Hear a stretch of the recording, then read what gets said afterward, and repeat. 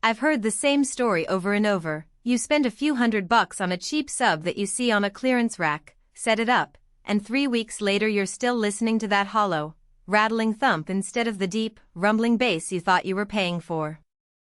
That's the kind of buyer's remorse that makes anyone pause before hitting add to cart. It's especially tempting when you're building a home theater or a music room and you want that extra punch without breaking the bank. Link is in the description if you want to check the product details on Amazon. When I started looking into subwoofers for a mid-size living room about 250 square feet, a decent amount of furniture, and a standard 7.1 surround sound setup, I realized the market is a minefield of big-sounding claims. Some units promise theater-level impact but end up needing a dedicated cabinet, a heavy power amp, and a wall mount that looks like a piece of industrial equipment. Others are tiny, plug-and-play boxes that simply add a vague low-frequency hum without actually tightening the overall soundstage. The Acoustics SUB80 struck a middle ground. It's an 8-inch driver housed in a sleek infinite baffle chassis, finished in satin black, and it comes with a built-in DSP that promises to adapt itself to the room you put it in. The question is whether those promises translate into real-world value, or if you're just paying for a pretty name. Who should consider the SUB80? If you already have a decent pair of bookshelf or floor-standing speakers and you feel they're missing that floor-shaking low end, especially in movies with explosions, low rumble music, or video games where you want a tactile feel, this sub might be the right fit.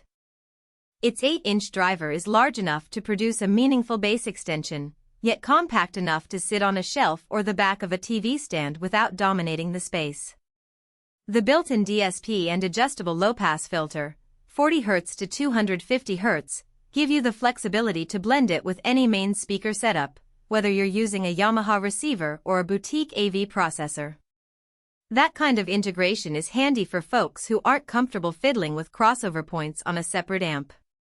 On the flip side, if you're a true audiophile who already owns a high-end floor-standing system that includes a dedicated sub-cabinet, the SUB80 might feel redundant.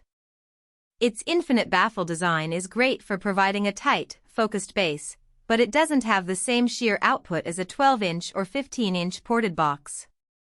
In a large dedicated home theater, say a 500+ square foot space with acoustic treatment, the effect can be more subtle than what you'd get from a larger, more powerful sub. Likewise, if you're setting up a compact desktop gaming rig with a tiny bookshelf speaker pair, the sub's low-frequency capability could overwhelm the rest of the system, leading to a boomy, unbalanced sound. Let's talk about the practical strengths. First, the infinite baffle design means there's no conventional cabinet to vibrate, which often translates into cleaner bass with fewer resonant artifacts. In my test room, which has a mix of hardwood floors and carpeted areas, the sub blended seamlessly with a pair of Acoustics 3020i speakers. The bass remained tight and articulate, not the muddy, booming mess you sometimes hear with larger, sealed box subs in smaller rooms. The DSP's room calibration routine was straightforward. You run the auto setup, let the mic pick up the room's response, and the sub automatically adjusts its crossover and phase alignment.